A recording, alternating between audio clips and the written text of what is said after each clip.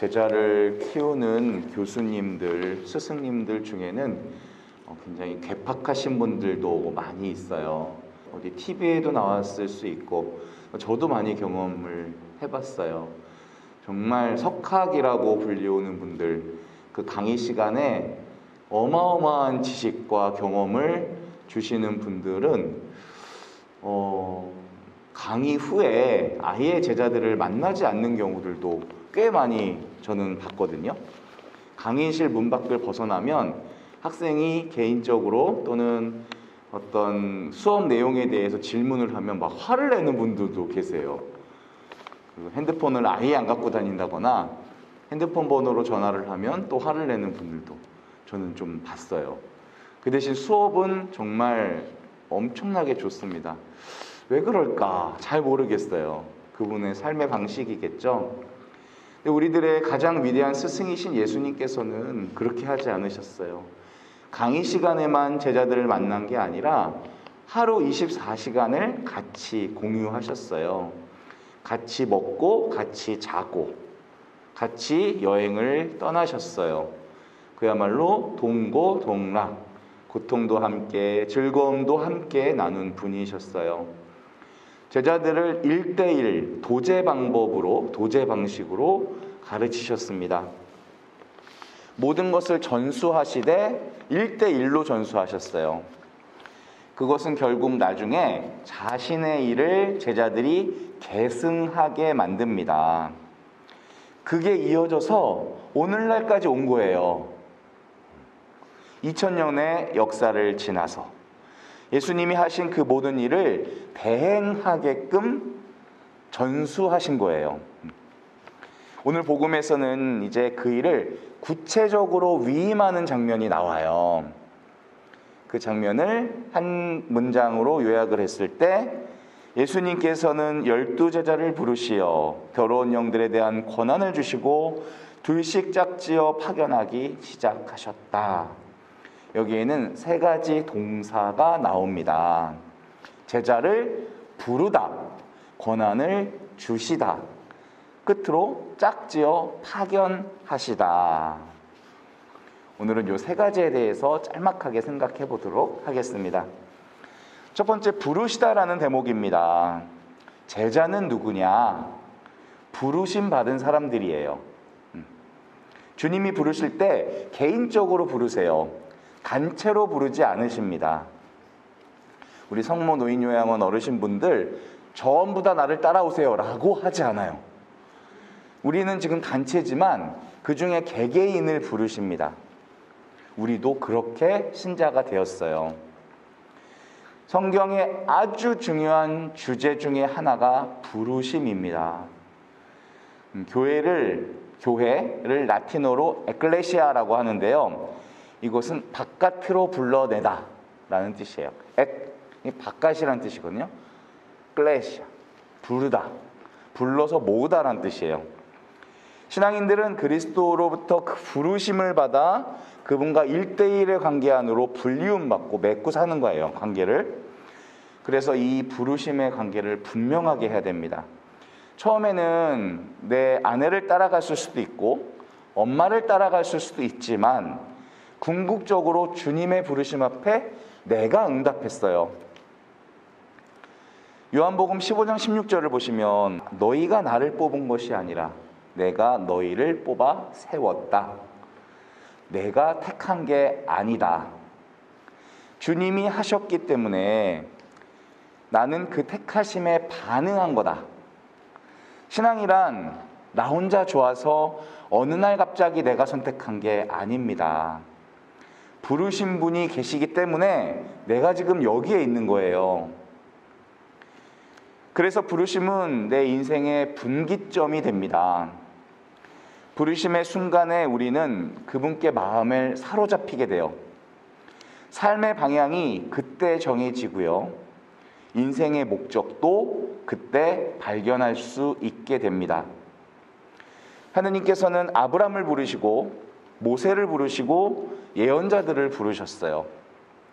그리고 신약에서 베드로를 부르시고 야고보, 요한 제자들도 부르시고 바오로를 부르시고 지금은요 지금은 나를 부르고 계세요. 세상 속에 있는 우리를 바깥으로 불러내신다. 왜 부르시느냐? 그것이 바로 파견하기 시작하셨다. 파견하다라는 동사에 나옵니다. 보내다라는 거예요. 왜 부르셨냐? 우리를 보내기 위해서. 우리가 모여서 미사드리고 말씀을 묵상하고 그리고 나서 뭐 해야 되냐? 바깥으로 나가서 봉사하고 선교해야 된다는 거예요. 나가지 않고 모여만 있으면 안 된다는 거예요. 그러면서 우리는 싸웁니다. 내가 너보다 먼저 아니냐? 왜 내 이름은 빼놨어? 너는 왜 나한테 인사 안 해? 우리 횟집의 수족관을 보면요, 아주 고기가 바글바글할 때 금세 고기가 상처가 납니다. 그 좁은 데서 막 부딪히니까 그래요. 영적인 힘을 기르는 것까지는 좋은데 그게 내부에서 다 소진되고 마는 거예요. 세상으로 나가면 우리 신앙의 정도가 금세 드러납니다. 선교를 해보시면 알아요. 용기도 필요한 일이지만 갑자기 질문을 던지면 우리는 말문이 막혀버립니다. 답을 해줘야 되는데 머릿속에 부동산이나 주식에 대해서는 할 말이 많은데 성경에 대해서는 자신 있게 말할 수가 없다.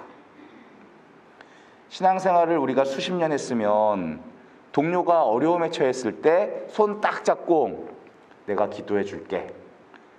이 정도의 용기는 있으셔야 되는 거예요.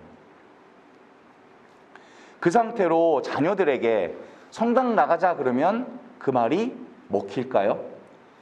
옛날에는 먹혔어요. 요즘 현실이 만만치가 않습니다. 결국 신앙이 성당 안에서 내부용으로는 좋았는데 외부로 나가는 순간부터 작동이 멈춰요. 성당 안에는 좋은 신자들이 넘쳐나요. 근데 세상으로 나아가면 형편없이 깨어져 버립니다. 미사라는 말은 미시오, 보내다라는 말에서 나왔어요. 이것을 영어로 미션이라고 합니다. 보내다라는 말은 선교라는 말과도 똑같아요. 결국 선교를 하기 위해서 지금 이러고 있는 거예요. 나를 통해 선교가 일어나는 거예요. 예수님이 나를 통해서 세상에 당신을 보여주시는 거예요. 우리는 대사야, 대사관. 예수님의 대사. 지금 내가 어르신들 수발하는 것은 요양보호사로서의 일이기도 하지만 예수님의 대사로서 하시는 거예요. 내가 지금 머물고 있는 것이 파견된 곳이에요. 보냄받은 곳. 지금 내가 하고 있는 일이 나의 소명이에요. 내가 있는 곳이 부르신 자리. 파견된 곳의 일상이 성당에서 봉사하는 것만큼 그 이상 더 중요합니다. 주부는 가정에 파견되었기 때문에 가정을 소홀히 해선 안 돼요. 성당 일 한다고 해서 가정을 소홀히 한다? 자녀 돌보는 일을 소홀히 한다? 그것은 성경이 말하는 게 아니에요. 부모는 가정에서 기도와 말씀으로 자녀들을 양육해야죠. 그게 거룩한 소명입니다. 정말. 남편은 일터로 파견되었으면 일터에서 그 대사의 직무를 감당해내야 돼요. 그래서 신자들의 진가는 바깥에서 발휘되는 겁니다. 바깥에서. 이 에너지를 내 자신이나 이 성당 안에서만 쏟아부으면 세상을 방치시킵니다. 소통이 끊어져요. 언젠가는 자녀들과의 대화도 끊어집니다. 이런 식으로 단절되면 신앙은 활력을 잃고 말아요. 어느 순간부터 신앙이 무료해지고 맹숭맹숭해져요. 세상과 단절된 교회도 교회 역시 무기력에 빠지고 맙니다. 공동체도 마찬가지입니다. 그런데 보세요. 요 가운데 낀 동사가 주시다, 주다 동사예요. 뭘 줬냐? 주님은 제자들을 불러서 그냥 보낸 게 아니라 그 사이에 더러운 영을 제어하는 권능을 주셨다고 합니다. 우리가 세상에 나가려면 힘이 있어야 돼요. 내가 어떻게 세상을 감당해낼까? 걱정할 필요가 없어요. 보내신 분이 책임지십니다. 더러운 영을 제어하는 능력을 주신 이유가 뭘까? 세상 안으로 들어가서 하느님의 그 큰 능력을 증거하라는 거예요. 우리는 사실 하루하루 위험하게 살아가고 있어요. 세상에서 일어나는 일들 보세요. 탄식이 절로 나옵니다. 어제는 20개월 된 아기가 온몸에 멍자국이 나서 아이스박스에서 죽어 있었죠. 죽은 지 한참 만에 발견했습니다. 요 가까운 곳에서 생긴 일이에요. 생각만 해도 끔찍한 사건 사고가 계속돼요. 이거 우연일까요? 그 안에 어둠이 있어요. 어둠이 세상을 장악하고 있는 거예요. 이런 세상에서 사람의 영혼을 건져내는 일은 쉬운 게 아닙니다. 파견받은 제자들에게 능력이 주어진 이유가 바로 그거예요. 그래서 사도행전 3장에서 무슨 일이 벌어졌냐면 베드로와 요한이 성전의 아름다운 문이라고 하는 곳에 올라가고 있는데 안진뱅이가 평생 거기 앉아 있었어요. 그 자리에. 근데 동전을 달래, 사도들에게. 나는 음도 금도 동전도 없어요. 하지만 내가 가진 것을 당신에게 주겠습니다. 나자렛 사람 예수 그리스도의 이름으로 말하니까 일어나 걸으시오 라고 얘기했어요. 자, 이것은 하나의 기적의 사건으로 끝나면 안 돼요. 새로운 시대가 열리는 겁니다. 완전히. 당시 무기력한 종교에 대한 엄청난 도전장이었어요. 그동안 아무 일도 일어나지 않았거든요. 그 사람은 40년간 거기에 앉아서 동냥을 했대요. 그 40년 동안 그 많은 바리사의 지도자들이 왔다 갔다 했을 텐데 그에게 동전만 던져줄 줄 알았지 단 한 사람도 예수님의 이름으로 일어나라고 한 적이 없는 거예요. 여러분, 나 하나 잘 되길 바라고 우리 가정, 우리 가족, 자녀들만 위하는 기도는, 거기에만 맴도는 기도는 공회전이에요. 차가 그 자리에서 부릉부릉만 하는 거예요. 예수님의 이름으로 다른 일을 위해서 기도해야 됩니다. 나 자신의 문제뿐만 아니라 형제, 이웃을 위해서, 내 공동체를 위해서, 다른 사람의 영혼을 위해서, 가난한 나라를 위해서 우리 삶을 드릴 때 오늘도 우리는 기적을 하고도 남는 거예요. 기적이 일어나는 조건입니다, 이게. 그래서 오늘 복음의 결론이 뭐냐? 13절. 많은 마귀를 쫓아내고 많은 병자에게 기름 부어 병을 고쳐 주었다. 이거예요. 주님께 악을 쫓아낼 권능을 달라고 빌어본 적 없어요.